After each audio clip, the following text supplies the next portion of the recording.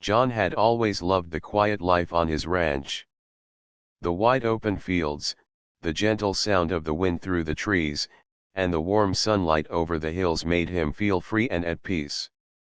For years, he had worked hard to build this place, a small but beautiful ranch far away from the noise and rush of the city. It was his dream come true. After a long trip to visit his family, John was finally returning home. The day was bright, and he looked forward to seeing the familiar fence lines, the old barn, and the horses waiting for him. He wanted nothing more than to settle back into his calm life. As John drove through the narrow road leading to his ranch, he noticed something strange. A new sign had been put up near the entrance. It said, "Private property, no trespassing." John frowned.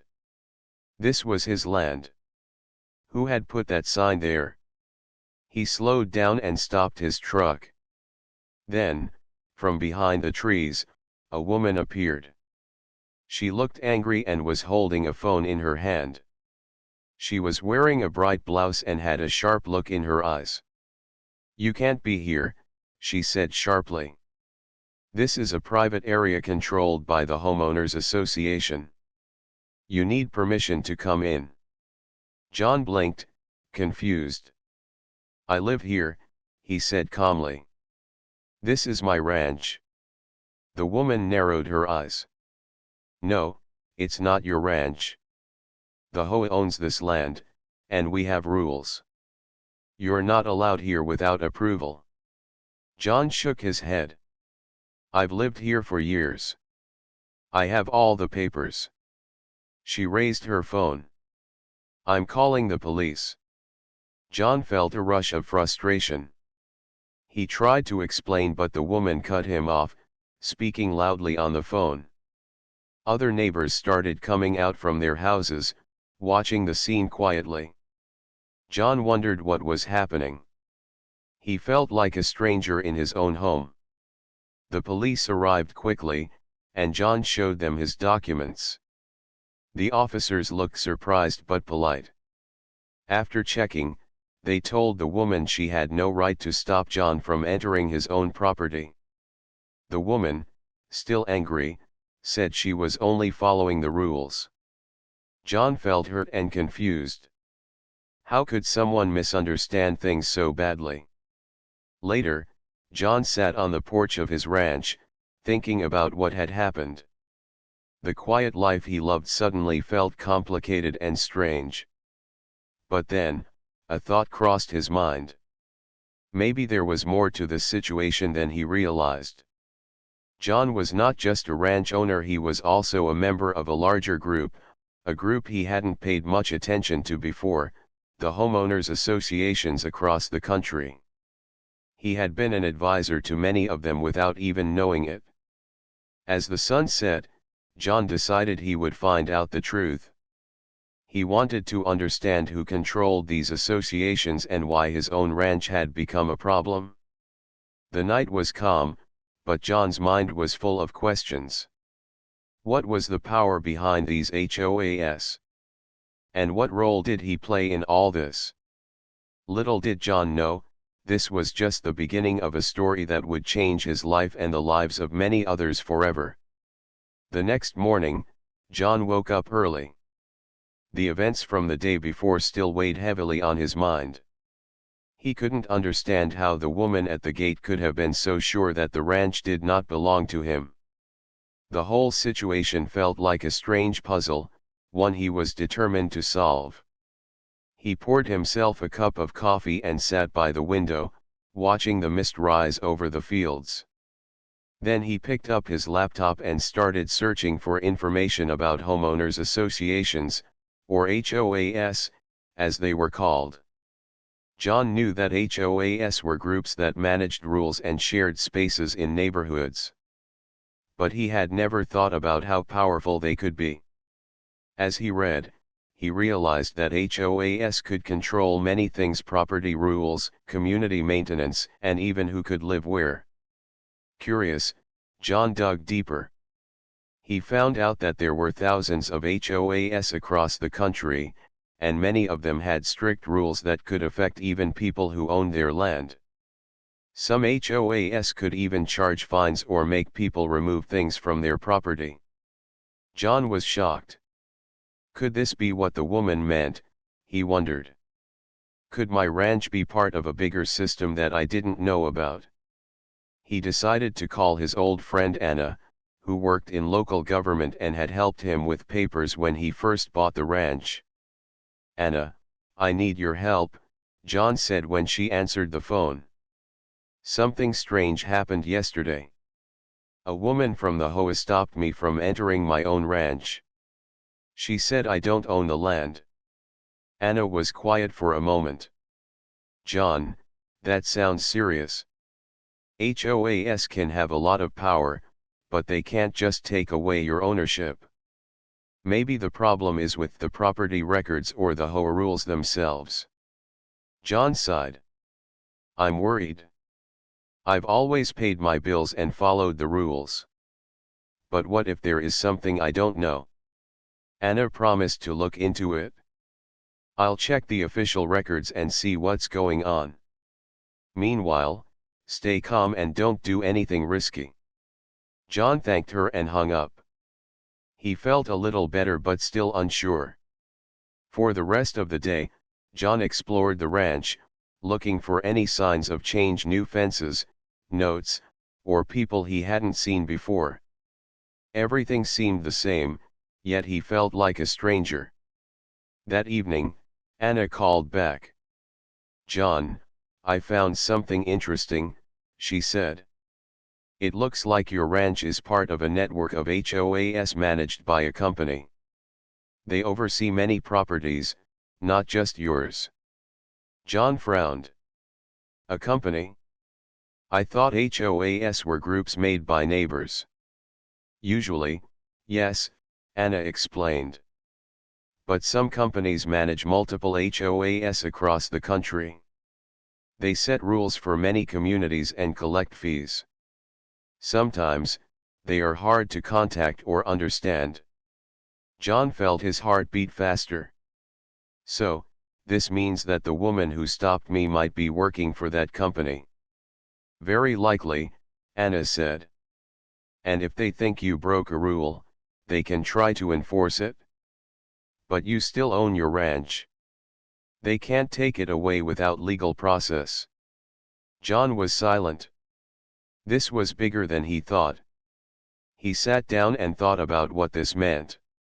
His peaceful ranch was part of something much larger, a system with rules he didn't know.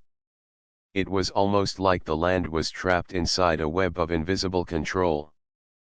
But John was not the kind of man to give up. He decided he would learn everything about this company and the HOAs it controlled. He wanted to protect his ranch and his freedom. The next day, John visited the local library. He pulled out books about property law and governance. He also searched online for the company Anna mentioned. He discovered that this company had many offices, and it worked with thousands of communities. People had written stories about their experiences, some good, some bad. Many homeowners had trouble with unexpected fees, strict rules, or rude staff. Some had even fought long legal battles to keep their homes. John felt a mix of fear and anger. How could such a big company control so many people's lives? But then he found something else. The company had a list of board members, people who made decisions for all the HOAs it managed. And there, in the middle of the list, was a familiar name. It was John's own name. He blinked in surprise. Could this be a mistake? He checked again. It wasn't a mistake. John was listed as a board member for this company, responsible for overseeing many HOAs across the country, including the one that controlled his ranch. He sat back, stunned. John had no memory of joining this board. He didn't know how his name got there. Suddenly, the woman who stopped him yesterday didn't seem so strange. She might have thought he was just another homeowner, not knowing he was actually part of the group controlling all the HOAs. John realized that his quiet life had changed forever. He was now part of a powerful network he never wanted to be in, and he needed to understand it fast. The sun was setting outside as John closed his laptop. He felt both worried and determined. He had to find out why he was on the board, what this company wanted, and how he could protect his ranch and maybe many others like it. The journey ahead was unknown, but John knew one thing clearly: he would not let anyone take away his home.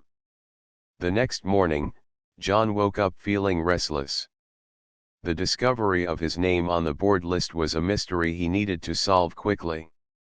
How had this happened? Why had no one told him? He dressed quickly and decided to visit the company's local office. If he was part of this powerful group, he needed answers. The office was in a small building not far from his ranch. As he entered, the receptionist greeted him politely but with a careful look. "How can I help you?"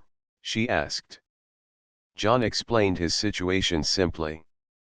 "I found my name on your board members list, but I don't remember joining.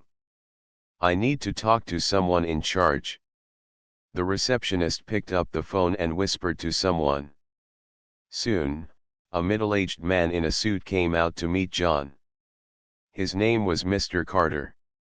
"Mr. John, welcome," Mr. Carter said with a calm voice. "Yes, we know about your position on the board. Sometimes people join without full understanding. But now you're part of the team, and we expect your cooperation." John frowned. "Cooperation? I want to understand what this means. I don't want to be part of something I didn't agree to." Mr. Carter smiled slightly. "It's not uncommon. Our company manages hundreds of HOAs, and we need reliable people on the board. Your ranch is important in our network." John wasn't satisfied. "I want to see the documents. I want to know what powers I have and what rules affect my ranch." Mr. Carter nodded. "Of course. We hold a board meeting next week. You're invited. We will explain everything there." John left the office feeling uneasy but decided to prepare for the meeting. He spent the next few days reading everything he could about HOA board meetings, rules, and duties.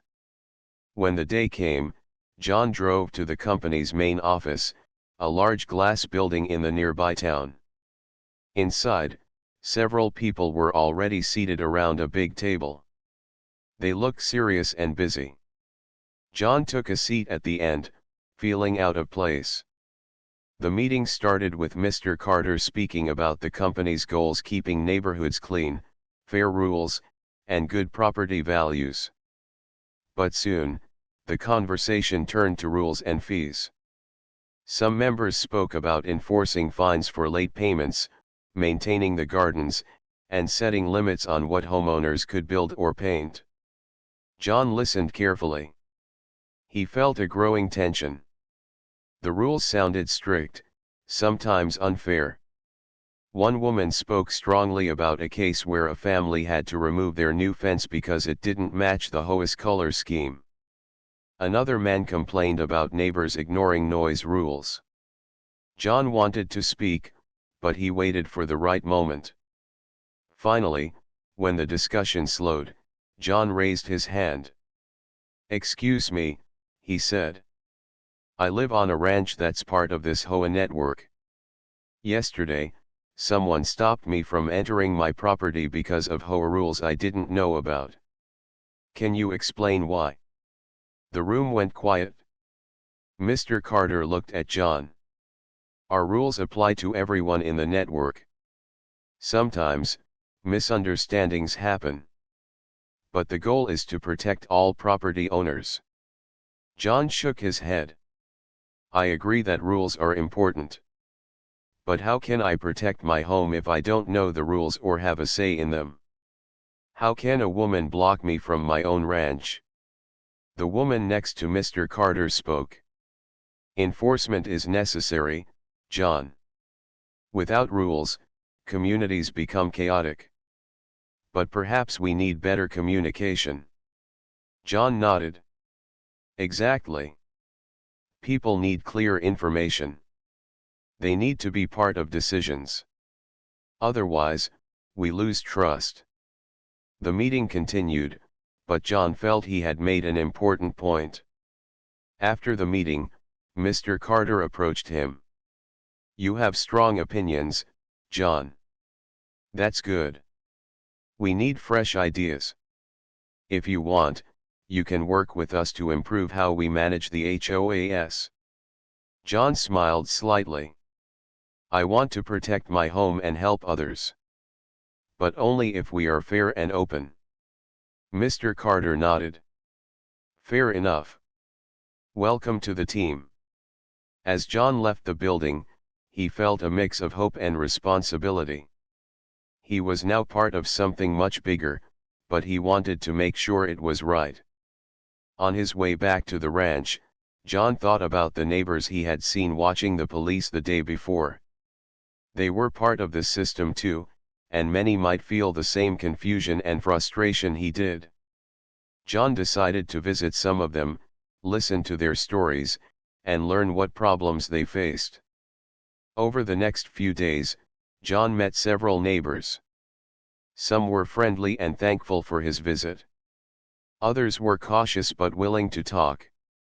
One neighbor, Mrs. Green, told him about a long fight with the HOA over a small garden statue.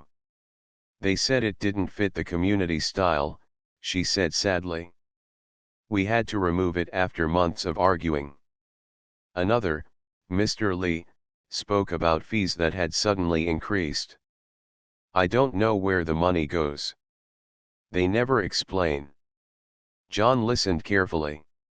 He realized that many people felt powerless, like their homes were controlled by invisible rules and unknown people far away. John promised to help.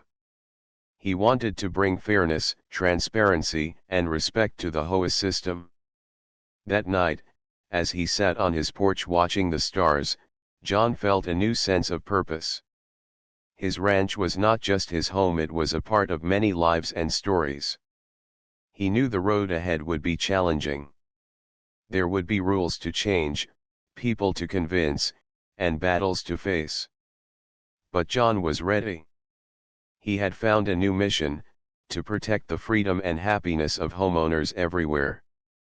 And with that thought, John smiled, feeling stronger than before. John woke early the next morning, full of energy and ideas. After talking with the neighbors, he felt more connected to the community than ever before. But he also understood how serious the problems were. The HOA's strict rules and unclear decisions were hurting many families. He knew change would not come easily. The company managing the HOAs had a strong system, and not everyone would agree with him. But John was ready to try. He started by writing a letter. It was clear and simple, explaining his concerns and asking for more open communication with the homeowners. He sent the letter to the company's main office and shared copies with some neighbors. A few days later, John received a response. It was polite but firm. The company said they appreciated his input but would continue with their current rules and policies. John felt disappointed but not defeated. He decided to organize a meeting with his neighbors to talk about what they could do together. He believed that if people spoke with one voice, they could have more power. The meeting was held in a small community center nearby.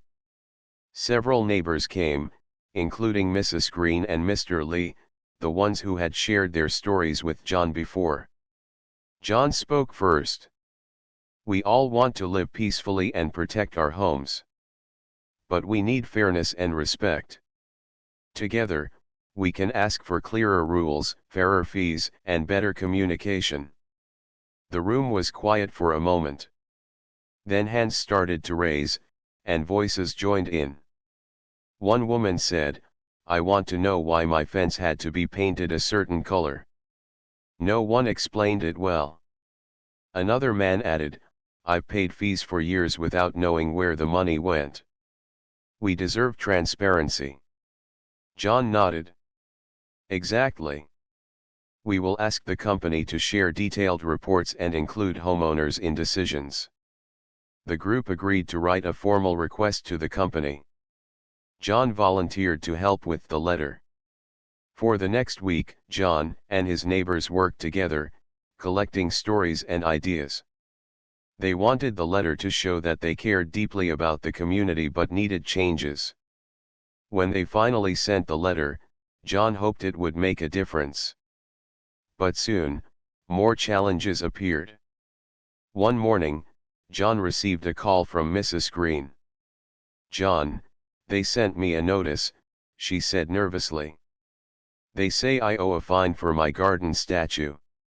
I haven't even put it back after the last fight. John felt a knot in his stomach. The company was sending fines even while they were asking for fairness. He visited Mrs. Green's home and saw the small, simple statue still sitting on her porch.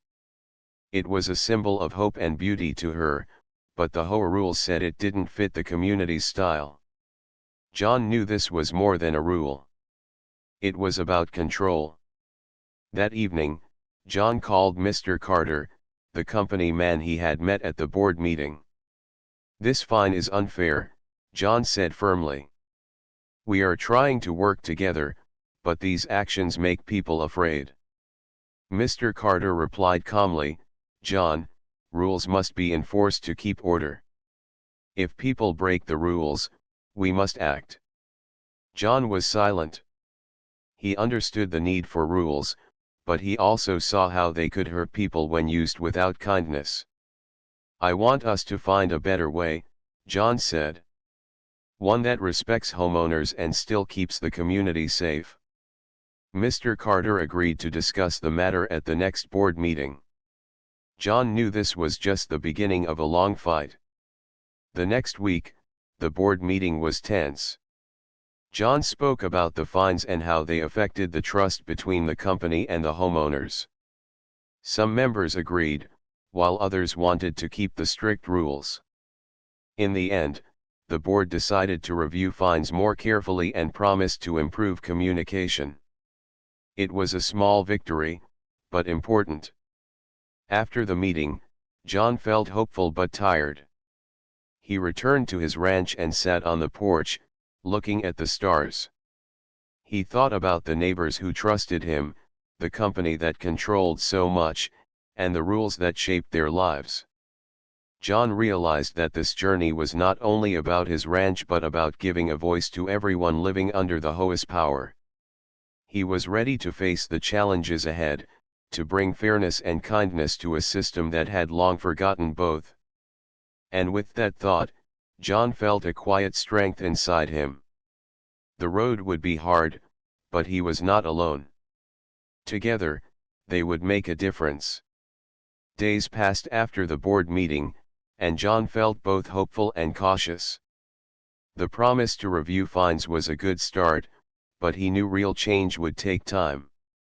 The company was large and used to doing things its own way. Still, John was determined to keep pushing. One afternoon, while checking his email, John received a message from a woman named Sarah. She said she had heard about John's efforts and wanted to help. Sarah was a lawyer who had worked with homeowners facing problems with HOAs. She had experience fighting unfair rules and helping communities come together. John replied quickly, excited to meet someone who might understand the struggle. A few days later, Sarah arrived at John's ranch. She was friendly and kind, but her eyes showed she was serious about the work ahead. I've seen many people trapped in systems like this, Sarah said as they sat on the porch. HOAs can be helpful, but when they get too strict or secretive, they hurt the very people they should protect. John nodded. That's exactly what I want to change. But it feels like the company has all the power. Sarah smiled slightly. Power can be shared. You just need to show people how to stand together and speak up. Together, John and Sarah began planning. They wanted to help neighbors understand their rights and how to work with the HOAs, not just fight them. Sarah offered to hold workshops about property rights, HOA rules, and how to communicate with the management company. John loved the idea. Education could give the community strength. Word spread quickly. Soon, many neighbors signed up for the workshops. People were eager to learn and to support each other. At the first workshop, Sarah explained the basics clearly. She spoke about what HOAs could and could not do, how homeowners could question fees, and the importance of reading all documents carefully. Many people asked questions. John noticed the hope growing in the room. After the workshop, Mrs. Green came to John and said, "I feel like I finally understand what's going on. I want to help too." John smiled. "We're all in this together." But the challenges didn't stop. One evening, John received a call from Mr. Lee. "John, they sent me a letter. They want to hold a hearing about my property because they say I broke a rule." John felt concern rising again. The company was reacting to the growing voice of the homeowners with more strict actions. He reassured Mr. Lee, "We will prepare for the hearing. Sarah can help you understand your rights." John also decided to attend the hearing. He wanted to stand with his neighbors, showing that they were united. The hearing was tense. The company's representatives spoke about rules and enforcement. Mr. Lee explained his side calmly and clearly. Thanks to Sarah's advice, Mr. Lee was ready. He showed proof that he had followed the rules as best as he could. In the end, the hearing officer agreed with Mr. Lee. The complaint was dropped. It was a victory that gave hope to the whole community. John realized that by standing together and learning more, they could challenge the company's power. The following weeks were busy. John and Sarah held more workshops. The neighbors formed a committee to stay in touch and share news. They began attending board meetings, asking questions, and suggesting improvements. Some board members started to listen. Slowly, trust began to rebuild. John felt proud. The quiet ranch owner had become a leader for his community. He knew the journey was far from over, but with friends like Sarah and the neighbors' support, he was ready for whatever came next. One night, after a long day of meetings and planning, John sat outside, looking at the stars.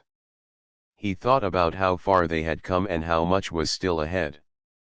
The road was long and sometimes hard, but he believed in the power of people working together. John smiled softly to himself.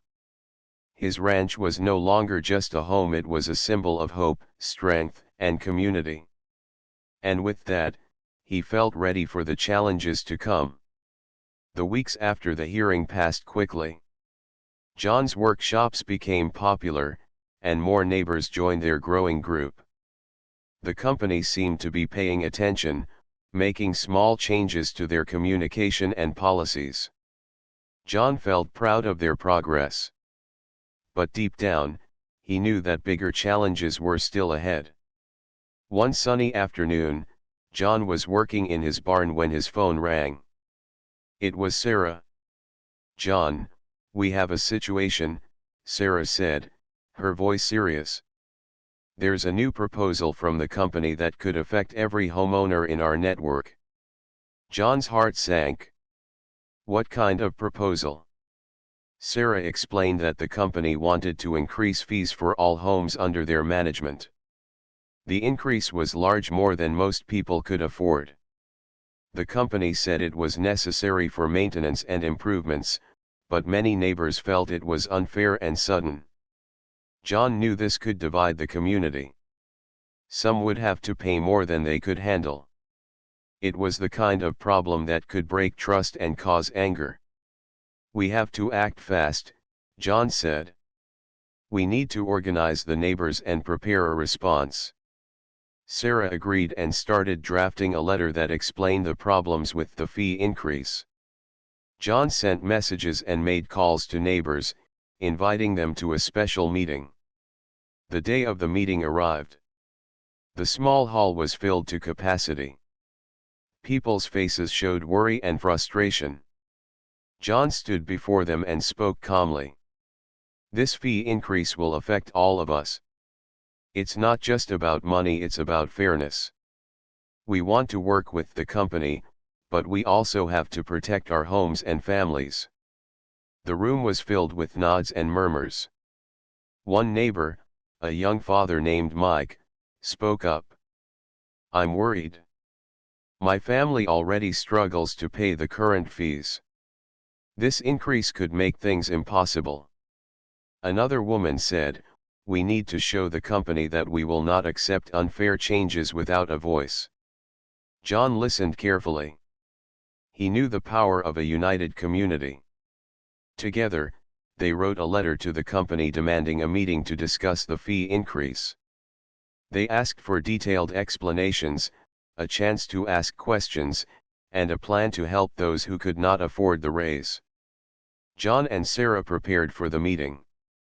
They gathered data about the neighbors' financial situations and examples of how the fees would hurt families. When the day of the meeting arrived, John felt nervous but ready. The room was filled with company managers, board members, and some homeowners. John spoke first. "We understand that maintenance costs can rise, but a sudden, large increase is unfair to many families. We ask for a plan that includes clear reasons, smaller steps, and help for those in need." A company manager responded, "We are responsible for maintaining the communities. Without proper funding, quality will suffer." Sarah then presented their data. "We want to work with you, but fees must be fair and reasonable. Many families cannot afford this increase without hardship." After a long discussion, the company agreed to slow the fee increase and set up a fund to help homeowners who struggled to pay. It was another victory, but John knew this was just one battle in a larger war. After the meeting, neighbors thanked John and Sarah for their hard work. Many said they felt hopeful again. John returned to his ranch that evening, feeling tired but proud. He sat on his porch, watching the sunset paint the sky in soft colors. He thought about the road ahead, the fights, the changes, and the community that was slowly growing stronger. John understood that true leadership meant standing up for others, even when the path was difficult. He smiled softly. His ranch was more than a home now, it was a place of hope, a place where neighbors stood together for fairness and respect. And no matter what challenges came next, John was ready to face them. Months had passed since John first discovered his unexpected role on the HOA boards. The journey had been long and difficult, but it had changed him and his community in ways he never imagined. The company had started listening more. They held regular meetings where homeowners could ask questions and suggest ideas. Some strict rules were softened, and fees were now clearer and more fair. John often thought about that first day, when a stranger had called the cops on him at his own ranch. It felt like a different life. Now, his neighbors smiled at him when they saw him walking down the road. They trusted him. They saw him as a leader who cared. One evening, John stood outside his home, looking at the stars. Sarah joined him, holding 2 cups of warm tea. "You've done a lot, John," she said softly. "The community owes you." John shook his head. "We did this together. I only helped bring people's voices forward. This was their fight." Sarah smiled. "True. But every movement needs someone to lead. You were that person." John sipped his tea, feeling a deep peace. I never wanted to be in this position. I just wanted to protect my ranch. And now you've protected much more, Sarah said. Homes, families, a community. John looked around at the quiet streets and peaceful homes. I learned something important: rules aren't just words on paper. They affect real people's lives. If those rules don't have respect and fairness, they lose their meaning. Sarah nodded. And you showed everyone that change is possible, even when it feels impossible. Suddenly, John's phone buzzed. It was a message from Mrs. Green. She wrote, "Thank you for never giving up. Our home feels safe again." John smiled and showed the message to Sarah. "This is why it's worth it." Weeks later, John was invited to speak at a large community event. Homeowners from other towns came to hear his story. He talked about the power of standing together, learning about rights, and asking for fairness. People listened carefully and thanked him for his courage. John realized that his small ranch in the countryside had become a symbol of hope far beyond its fences. Back home, life continued. The HOA company still had work to do, but the community now had a voice. John felt ready for whatever came next. He was no longer just a ranch owner, he was a protector of a stronger, kinder community. And as the sun set behind the hills, John knew this was only the beginning of a new chapter, not just for him, but for every family who called this place home.